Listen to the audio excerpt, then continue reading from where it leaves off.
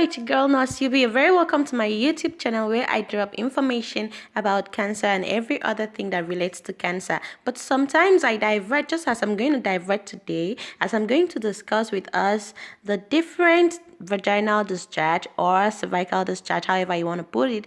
So I'm going to tell us the difference between normal vaginal discharge and when you have infection. That's the abnormal vaginal discharge. I'm going to show us. But for you to benefit from this video completely, I would urge you to watch this video till the end. And also, if you're new to my channel, you're very welcome. Find a way to subscribe to my channel by clicking on the subscribe button below this video, and then don't forget to turn on the notification bell so that you'll be getting notified each time I drop useful information like this. So for me to start, I'm going to describe the normal vaginal discharge. Normal vaginal discharge is usually clear and white, and it also looks slightly yellowish when it's dry. A normal cervical discharge has a very mild scent or no scent at all. If it looks yellowish, greeny, or gray, or has a foul or fishy smell, it may be a sign that something is wrong. So this is when you report to a gynecologist to check you up. So I'm going to tell us the 5 different types of discharges that someone might see. Number 1, we'll talk about the thick and white discharge. Thick white discharge represents normal. If you have other symptoms such as itching, burning, and irritation, it means there is a problem which you have to report to your healthcare provider. The second discharge is a yellowish in color discharge. Yellow discharge is abnormal discharge, is a sign of bacterial infection or sexually transmitted infection. If you notice a yellowish discharge and you find it difficult to believe that it's normal, please, I urge you to discuss to your healthcare provider to check up on you.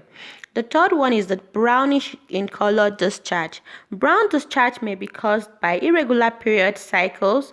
If brown discharge keeps appearing, this may be a sign of uterine or cervical cancer.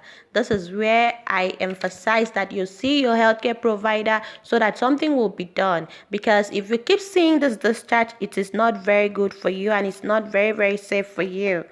So the fourth one is when you're talking about the greenish discharge. Green discharge is not normal. It's a high indication of bacterial infection or sexually transmitted infection.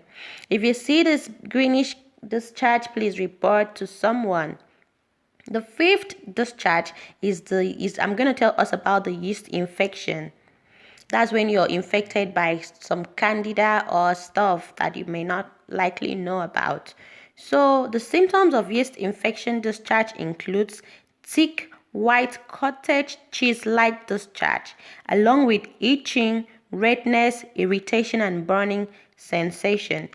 If you have any of those discharges, please, that is abnormal, please, I urge you to visit your healthcare provider so that you'd get checked up on time, all right, and get treated on time.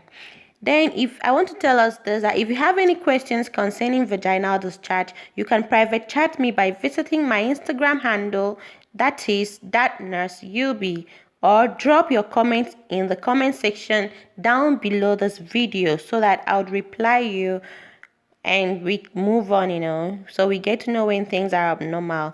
In addition, I want to tell us how cervical mucus affects our fertility as women.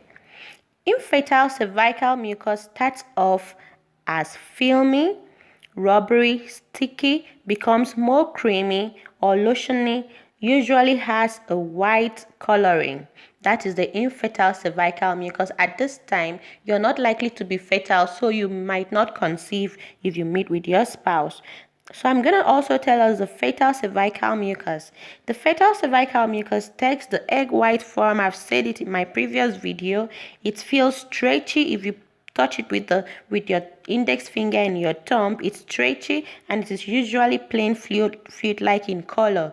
So this is a period where you're likely to ovulate. That's when you're ovulating and you're very fertile at this period. If you meet your spouse, wow, I promise you, you're going to conceive. All right, so how do we treat this abnormal discharge? Every abnormal cervical discharge should be reported to a specialist in gynecological issues for women, as long-standing infection may lead to prolonged inflammation in reproductive organs and can lead to possible secondary infertility. So please, whenever we notice that this our discharge, you may notice it on your panty liner, on your pants. You may notice it when you're going, maybe if you're urinating, then you use a tissue to clean and you notice this discharge, or you just feel uncomfortable, you're discharging profusely, and then you check up in yourself in the bathroom and then you notice that there is an abnormal stain. So please, you report to your healthcare provider. Thank you very much for staying put with me till the end of my video, and please don't forget to share my videos to reach others, and also give me a huge thumbs up if you find my video interesting. Bye, stay tuned.